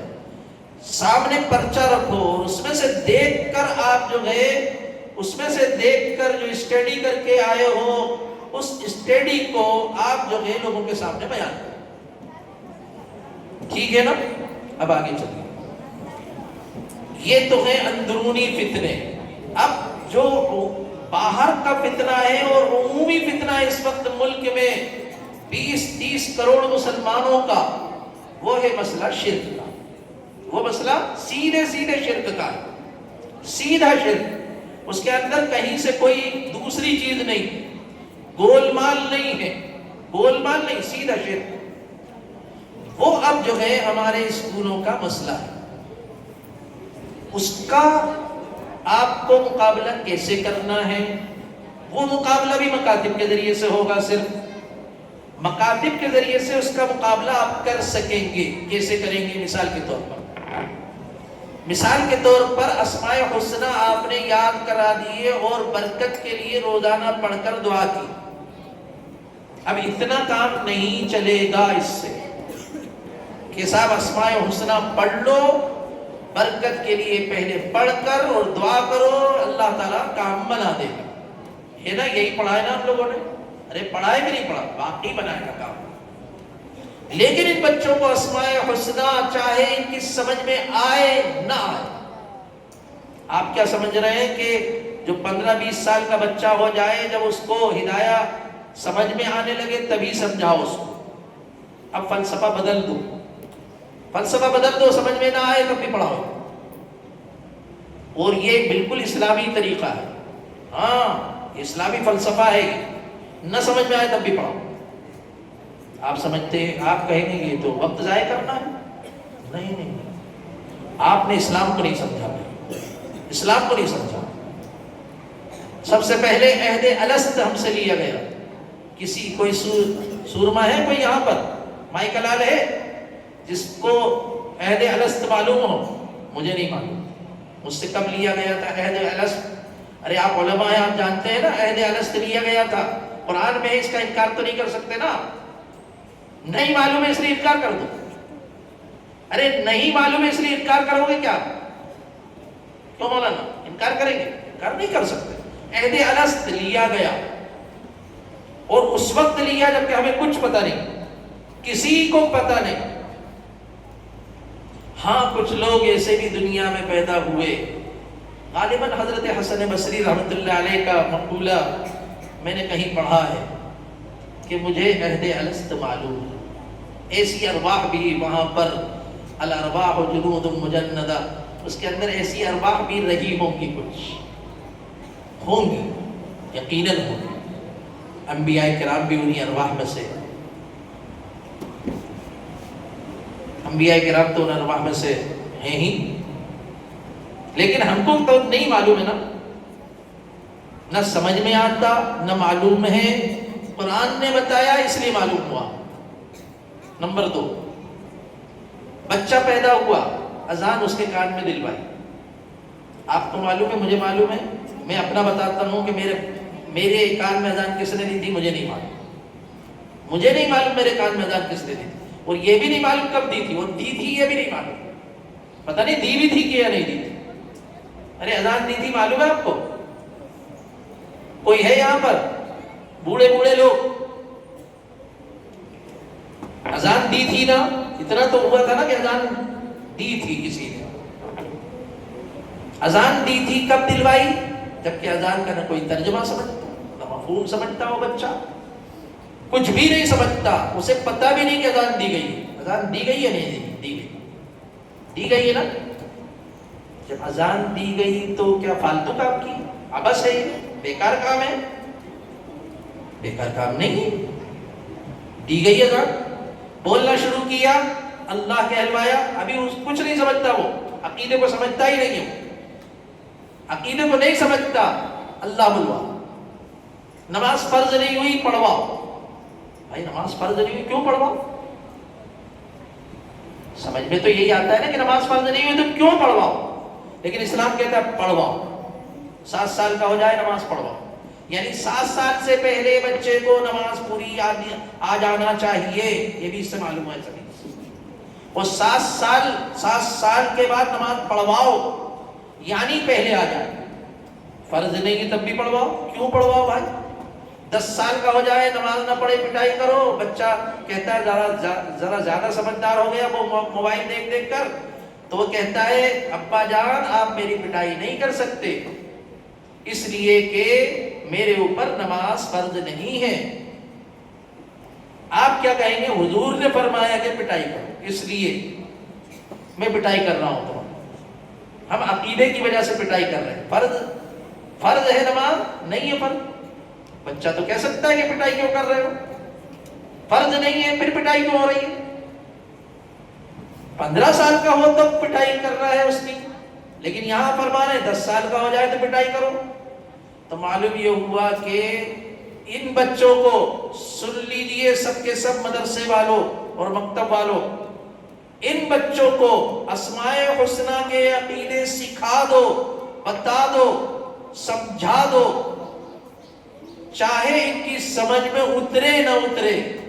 ارے فطرت کے اوپر بچہ پیدا ہوتا ہے، اسی لیے اس کے کان میں اذان دلوائی جاتی ہے، وہیں سے اس کی سمجھ شروع ہو جاتی ہے، چاہے آپ سمجھے نہ سمجھیں، چاہے آپ جو ہے اس کو بے وقوفی سمجھیں. لیکن اسلام کا کوئی عمل بے وقوفی پر مبنی نہیں ہے، لاجک ہے. تو ایک کام تو یہ والا کرنا ہے ان بچوں کو. اب کیا کرنا ہے آپ کو؟ عقیدے سکھانا. کیسے سکھائیں گے آپ عقیدے؟ مثال کے طور پر آپ جو ہے گھر سے باہر نکلتے ہو بچے تو کیا پڑھنا ہے؟ بسم اللہ توکلت علی اللہ لا حول ولا قوت الا باللہ. اس کو دعا یاد کرا دی بچے کو آپ نے. ہم دعا یاد کرا کر بڑے خوش ہیں، مدرسے والے سارے دعا یاد کرا کر بڑے خوش ہیں. اور خوش کیسے؟ اور ہونا بھی چاہیے. جیسے ہی بچہ مہمان ہم گئے، آپ نے اپنے بچے کو پیش کیا، بچے ذرا جو ہے سفر کی دعا سناؤ، ذرا سواری کی دعا سناؤ. اب اس نے سواری کی دعا سنائی، ہم نے بھی شاباش کہا اور یہ بھی خوش ہو گئے. باپ ہیں، خوش ہونا بھی چاہیے ان کو، خوش ہونا چاہیے ان کو. لیکن اب صرف اتنا کام نہیں چلے گا. یاد کروانے سے، دعا کے یاد کرواتے وقت، کلمہ یاد کرواتے وقت آپ کو وہ عقیدہ یاد کروانا، عقیدہ سمجھانا ہے. سبحان الذی سخر لنا ھذا، یہاں سے شروع کرنا ہے. اللہ کی ذات بے عیب اور پاک ہے، ہر عیب سے پاک ہے. ہم سب عیب دار ہیں. دیکھو ہمارے یہاں دل ہے، یہ عیب ہے. دیکھو ہمارے اندر عیب ہے کہ ہم جب سو جاتے ہیں تو سونے کے بعد ہمیں کچھ سمجھ میں نہیں آتا، کچھ سنائی نہیں دیتا. عیب ہے ہمارے اندر. ہمارے اندر عیب ہے کہ ہم کھانا کھاتے ہیں اور کھانا کھا کر بھوک مٹاتے ہیں، کھانا نہ کھائیں تو بھوکے رہتے ہیں اور تکلیف ہونے لگتی ہے. بیمار ہو جائیں تو تکلیف ہوتی ہے. یہ عیب ہے ہمارے اندر. یہ کیا ہے؟ عیب ہے ہمارے اندر. اور اللہ بے عیب ہے. سبحان سے شروع کریں. سبحان الذی سخر لنا ھذا. یہ سواری جو ہے گھوڑا ہم سے زیادہ طاقتور ہے. یہ سواری جس کے اوپر ہم سوار ہیں یعنی موٹر سائیکل، دیکھو اس سے گرتے ہوئے لوگوں کو دیکھا یا نہیں دیکھا تم نے؟ اور نہیں دیکھا ہے تو ہم بتاتے ہیں کہ اس سے گر جاتے ہیں اور سر پھٹ جاتا ہے اور کبھی آدمی مر جاتا ہے، کبھی ہاتھ پیر ٹوٹتے ہیں، کبھی کچھ ہوتا ہے، اور کبھی کبھی جو ہے اپنی منزل پر بغیر کسی اس کے چلا جاتا ہے، آدمی پہنچ جاتا ہے. تو اس سواری کو ہمارے تابع جو بنایا ہے اللہ نے بنایا ہے. یہ عقیدہ سکھاؤ، اس بچے کو پلاؤ. یہ عقیدے جب دعاؤں کے عقیدے پلا دو گے آپ ان بچوں کو، تو وہ جو عقیدے پلا رہے ہیں، شرکیہ مشرکانہ عقائد پلا رہے ہیں، وہ عقائد سے متاثر تو بچہ ہوگا، لیکن آپ دھو ڈالو گے اس کے ذریعے سے، اس کے ذریعے اس کو دھو ڈالو گے. وہ عقیدے تو وہ والے پڑھے گا، وہ اسکول کے اندر وہ سوریہ نمسکار میں بھی شریک رہے گا، چاہے ہاتھ جوڑے نہ جوڑے، تو شریک رہنا ہے. سب کے سب وہی بچے ہیں. ٹھیک ہے آپ نے اپنے مدرسے میں قائم کیا تو آپ نہیں کرواؤ گے، لیکن کتنے پرسنٹ ہیں بچے؟ ارے اسکول میں جانے والے بچے آپ کے مدرسے کے بچوں سے زیادہ ہے، کم ہے؟ زیادہ ہے. ہر شہر میں زیادہ ہوتے ہیں. تو وہ تو اسی جگہ سرسوتی وندنا کی پوجا وہ ہار ڈال کر روزانہ اسکول میں ہوگی کہ نہیں ہوگی؟ ارے ہوتی کہ نہیں ہوتی؟ ہوتی. ان سب سے باخبر رہتے ہوئے اور آپ حضرات کو ان بچوں کے اوپر یہ محنت، اپنے بچوں پر، ہر ایک اپنے بچے پر اور اپنے مکتب کے بچوں پر اور اسکول کے بچوں پر یہ محنت کرنا ہے کہ ان کو عقیدے پلا دو، ان کو عقیدے پلا دیے ان دعاؤں کے ذریعے سے۔ دعائیں ویسے ہی نہیں ہیں، آپ دعاؤں کو تبرک مت سمجھیے۔ اب گیا زمانہ جب تک تبرک سمجھتے تھے ہم اس کو، آج تک ہم تبرک سمجھتے رہے، لیکن اب یہ عقیدہ ہے، صرف دعا نہیں ہے، عقیدہ ہے۔ اس کو اس نہج سے اس طرح پڑھاؤ کہ یہ پورا عقیدہ بن جائے۔ یہ عقیدت تحابی کا عقیدہ ہے، یہ شرع عقائد کا عقیدہ ہے۔ وہی سلاتا ہے، وہی جگاتا ہے، وہی موت دیتا ہے، وہی زندگی دیتا ہے، سب دعاؤں کے اندر یہی باتیں۔ برکت بھی کھانے کے اندر وہی دیتا ہے، نکالتا ہے کھانے کو پاخانے پیشاب کے ذریعے وہی جو ہے پاخانے وہی کھانے کو اندر داخل کرتا ہے، ورنہ ایک آدمی کو کینسر ہو جائے گلے کے اندر نہیں جا سکتا کھانا۔ وہی کھلاتا ہے، وہی پلاتا ہے، وہی سب کچھ کرتا ہے۔ یہ پلا دو دن بھر رات بھر یہی کام کرو، تب ان بچوں کا عقیدہ باقی رہے گا اور یہ بچے صبح کو مومن اور شام کو بھی مومن ہوں گے انشاءاللہ۔ شام کو بھی مومن ہوں گے اور صبح کو بھی مومن ہوں گے انشاءاللہ۔ ورنہ اچھے اس وقت پھسل رہے ہیں اس پیسوں کے۔ ابھی آئے تھے ہمارے یہاں عاصم عبداللہ صاحب، جو سیکریٹری ناظم ہیں پورے آل انڈیا دینی تعلیمی بورڈ کے، دینی تعلیمی بورڈ کے ناظم ہیں عاصم عبداللہ صاحب۔ وہ تشریف لائے تھے بنگلور سے ابھی 4-6 دن پہلے ہمارے یہاں بچوں میں۔ انہوں نے اور ہم لوگوں کے سامنے کہا کہ اس وقت 5 چیلنجز ہیں مسلمانوں کے سامنے۔ ان میں جو چیلنج ہیں، ان میں چیلنج یہ ہے کہ ڈر اور خوف ان کے اندر پیدا کر دو، اتنا ڈرا دو ان کو کہ یہ کچھ بھی نہ کر سکے اور سوائے سجدہ کرنے کے کچھ نہ کرے۔ ہم کو ڈرا دو، چنانچہ ڈر کا ماحول کیسا ہے اس وقت؟ ان کو لالچ دے کر، کوئی بڑا عالم ہے اب اس کو ڈرا تو نہیں سکتے، لالچ دو، لالچ کے ذریعے سے ان کو لے کر کسی بھی طرح کا لالچ دے دو۔ آدمی جو ہے ان کے عقیدے کے پر نہ جائے، قشقہ نہ لگائے، لیکن متاثر تو ہو ہی جائے، ان کی بات تو کہنے ہی لگے، ایسا بنا دو۔ یہ اس طرح کے چیلنجز ہیں اس وقت، اور شرک کا سب سے بڑا چیلنج ہے اس وقت کا، ملک کا، دنیا کی بات نہیں، اس ملک کا سب سے بڑا چیلنج جو ہے وہ شرک کا چیلنج ہے۔ اس لیے اس کے مقابلے کے لیے الحمدللہ آپ لوگ جو تعاون کرتے ہیں، یہ جو تعاون کرنے والے لوگ بیٹھے ہوئے ہیں، یہ ان بچوں کو کے لیے اب جو ہے وہ تعاون اس اعتبار سے کر رہے ہیں، صرف کھلانے پلانے کے اعتبار سے نہیں، ان کا ایمان باقی رہ جائے، ان کے گھر والوں کا ایمان باقی رہ جائے، ان کے پورے خاندان کا ایمان باقی رہ جائے۔ اللہ تعالی ہم سب کو جو باتیں کہی گئی ہیں اس پر عمل کرنے کی توفیق نصیب فرمائے۔ آپ کے اجین ضلع کے اندر ابھی تک ہمارا مجلس تحفظ ختم نبوت کا کوئی کام نہیں ہوا ہے۔ ہم نے ایک چھوٹی سی میٹنگ بلائی تھی، مولانا ابراہیم صاحب، مولانا نذیر صاحب وغیرہ نے جامع مسجد میں، لیکن کوئی کام وام چھوٹی سی مجلس میں کوئی کام وام تو ہو نہیں پایا۔ یہ ہمارے مولانا مقبول صاحب نے بلایا تھا پچھلے سال، کتنا کام ہوا، کارگزاری آج تک نہیں دی انہوں نے۔ یہ بھی ہمارے اتفاق سے شاگرد ہیں اس لیے کہہ دیا ہم نے، انہوں نے کوئی کارگزاری نہیں دی ہم کو کہ کیا کام ہوا، اس کے بعد کوئی مشورہ ہوا جو ہم کام کرنے کا بتاتے ہیں کہ بھائی مشورہ کرو ہر ہفتے، جس طرح دعوت و تبلیغ کے ساتھی ان کو ساتھ میں لے کر ان سے کام سیکھو، دعوت و تبلیغ کے ساتھیوں سے کام سیکھو، ہاں ان سے کام سیکھو۔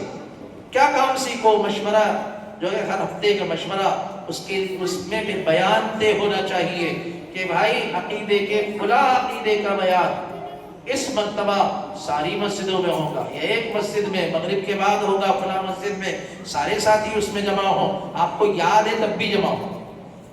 تبلیغ والے، دعوت والے 6 نمبر ان کو یاد ہوتے ہیں، سب کے سب جمع ہوتے رہتے ہیں کہ نہیں ہوتے رہتے بار بار؟ آپ کیا سمجھتے ہیں ہم لوگ علماء کہ ہمیں سب کچھ یاد ہے؟ ہم تو نئے لوگوں سے، ہم تو بزرگوں سے نئی نئی چیزیں سیکھتے رہتے ہیں۔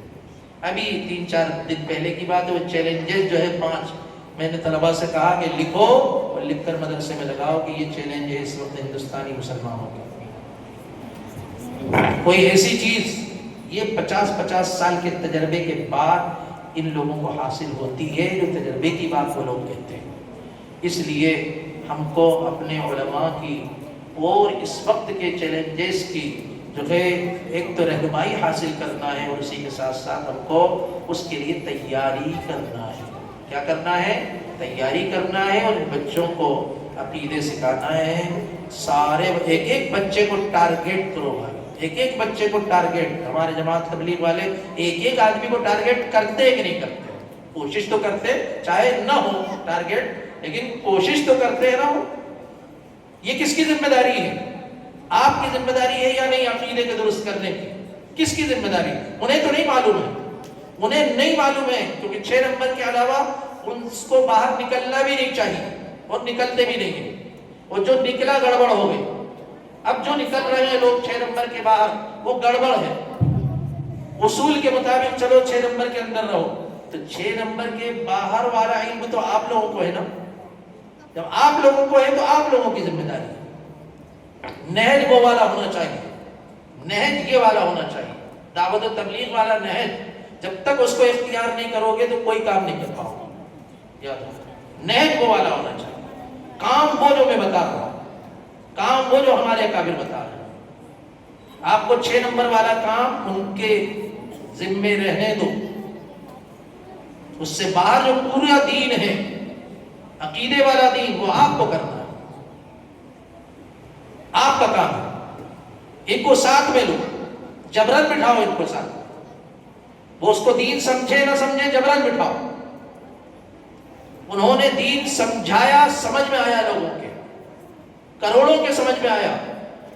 آپ نے دین ان کو سمجھایا ہی نہیں تو سمجھ میں کیسے آئے؟ بھائی آپ نے نہیں سمجھایا کہ ہماری غلطی، ہماری، یاد رکھو ہم مجرم ہیں۔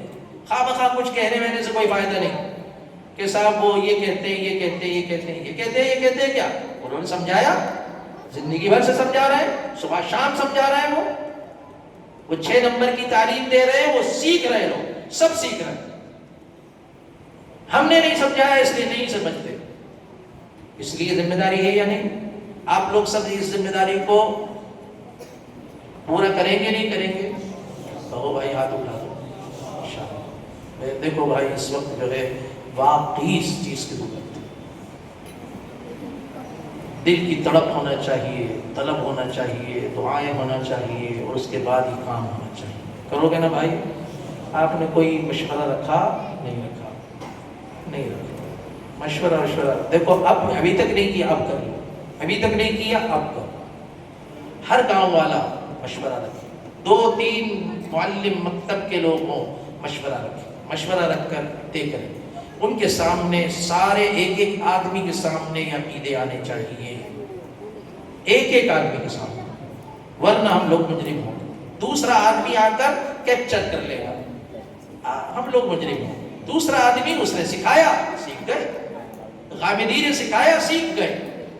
شکیلی آیا، سکھایا، سیکھ گئے۔ آپ نے نہیں سکھایا، نہیں سیکھے۔ کریں گے نا بھائی؟ آپ ذمہ دار ہیں اس مدرسے کے، ماشاءاللہ یہ پورے علاقے کے ذمہ دار ہو بھائی۔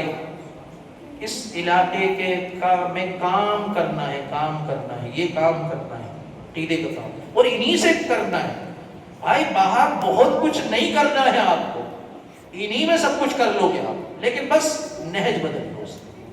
اللہ تعالی ہم سب کو عمل کی توفیق نصیب فرمائے۔ وآخر دعوانا الحمدللہ رب العالمین۔ جی فرمائیں۔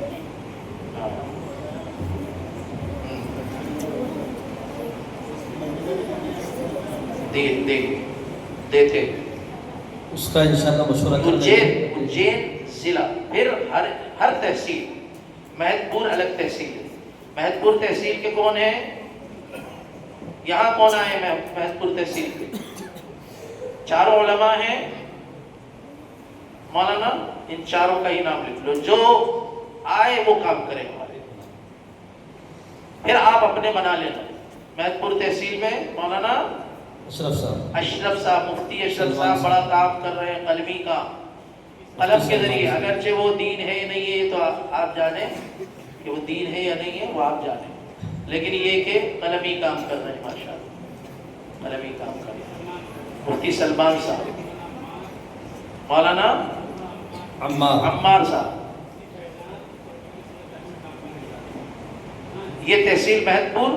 ہاں, سب کے نام لکھ لیجیے مولانا, سب کے نام لکھ لیجیے اسی وقت. نقد مہت پور تحصیل. ان میں مدرسے والا کون ہے؟ مہت پور مدرسے میں کون کون ہے ان میں سے؟ سب مدرسے میں, اسی مدرسے میں سب. اچھا جو ہارون صاحب کا آنے کا تھا وہاں مہت پور کی جامع مسجد کا امام کون ہے؟ شکیل صاحب. ان کو آپ لوگ بنا لینا, ان کو آپ لوگ بنا لینا, ان کے نام تو لکھ لیے جائے. اچھا, اجین کے اندر کچھ نہیں, میں کسی کو کچھ نہیں سمجھتا. کام جو کرے گا وہ بنے گا, وہ سب آپ کے سرپرست ہو, سب سرپرست ہو, سب سرپرست ہو. کام کرو, جو کام کرے گا وہ اللہ کے اوسط پرو ہوگا, جو کام نہیں کرے گا اللہ کے ہاں پکڑ ہوگی. ہم لوگوں کی یاد پکڑ ہوگی. لکھیے کبھی اجین والوں کے نام لکھیے. ہمیں کسی سے کوئی جو ہے, ہمیں کسی سے وہ نہیں ہے کہ بھائی ہم لوگ جو ہے کسی آدمی کا نہ دین محتاج ہے نہ ہم محتاج ہیں.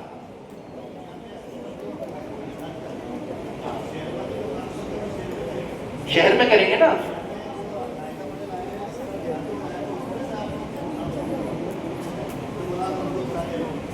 دیکھیے جیسے مہت پور تحصیل کے یہ 4 آدمی ہو گئے, مہت پور تحصیل 4-5 آدمی, یہ اپنے ساتھ ایک پوری ٹیم بنا کر جوڑ کر سارے مکاتب والے, سارے وہاں کے علماء, ان سب کو بولے, اور ہم آنے کے لیے تیار ہیں.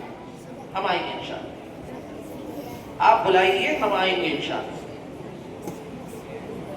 اچھا, اب اس کے بعد دوسری تحصیل کون سی ہے اجین کی؟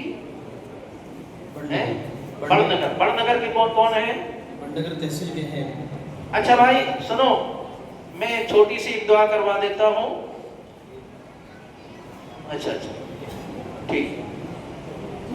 ہاں, 5 بچے کیا کریں گے؟ ٹھیک, کروا دو. ٹھیک, ہاں انشاءاللہ. تو بڑھ نگر کے کون کون ہیں؟ ہاتھ تو اٹھا دو. بڑھ نگر کے کون کون ہیں؟ یہ بڑھ نگر کے. ٹھیک ہے, ماشاءاللہ. کیا دولہا ہو تو ایسے ہی ہے, گھڑی بڑی بھی اسی طرح کی, گھڑی ہے, کوٹ ہے, سب. شادی تو ہو گئی نا, ورنہ یہی کروا لیتے ہو. اچھا, ایک اور تحصیل کون سی ہے؟ ترانہ. ترانہ کا کوئی ہے؟ اجین ضلع میں ترانہ تحصیل کے کوئی آئے ہیں؟ نہیں آئے. چلو کوئی بات نہیں, ہم خود جائیں گے بھائی صاحب انشاءاللہ. اور کون سی تحصیل ہے اجین میں؟ اور کون سی تحصیل ہے؟ ابھی دیواس کی بات نہیں کر رہا ہوں, دیواس میں بھی کچھ نہیں ہوا ہے, یہ سمجھ لیجیے. ایک دن جمع ہوئے تھے, آپ میں سے کوئی رہا ہوگا وہاں پر, کوئی تھا؟ کچھ کام وام نہیں ہوا, کچھ نہیں. جو کام کرے گا سرخرو ہوگا اللہ کے ہاں. یہ مسئلہ جو ہے نام و نمود والا نہیں ہے, یاد رکھو, یہ نام و نمود والا مسئلہ ہے ہی نہیں. یہ تو ایک تڑپ اور طلب کا مسئلہ ہے, اور یہ جو ہے اس وقت کا سب سے بڑا مسئلہ ہے. اس سے بڑا کوئی مسئلہ ہی نہیں ہے اس وقت ملک کے اندر, اس سے بڑا کوئی مسئلہ نہیں. ہاں, آپ کون سی تحصیل کے ہیں؟ اجین تحصیل. ٹھیک ہے. اور ایک اور نام لیا نا آپ نے بھی, گٹیا, بڑھ نگر. اچھا چلو کوئی بات نہیں. اب ایک ذمہ داری لو سب سے پہلے کہ ضلع اجین کے سارے علماء ائمہ کو کون کہاں جوڑ سکتا ہے. چھوڑو بڑے چھوٹوں کو, چھوڑو, بڑے چھوٹا کوئی نہیں ہوتا, کام کرنے والا سب کچھ ہوتا ہے.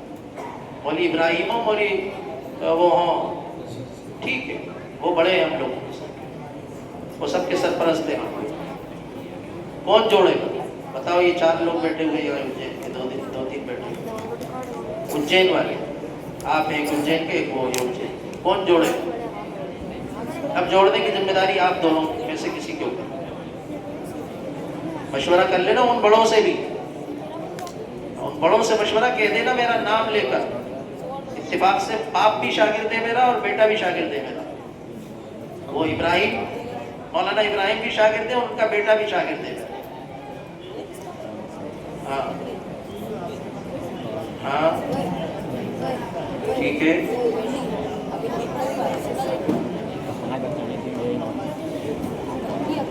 ٹھیک ہے، شہر کو جب پورے ضلع کو جمع نہیں کر پائیں گے۔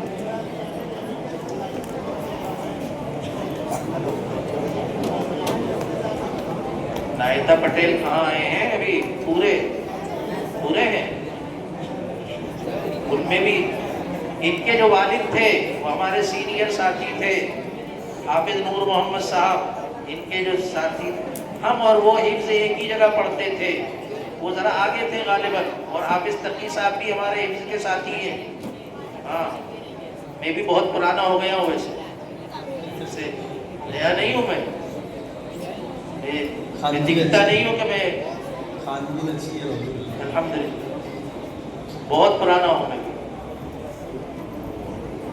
یہ حافظ تقی صاحب بھی ہمارے ساتھی ہیں، حفظ کے ساتھی ہیں، یہ حفظ میں آگے تھے، ہم پیچھے تھے، بس اتنا فرق ہے اور کچھ نہیں۔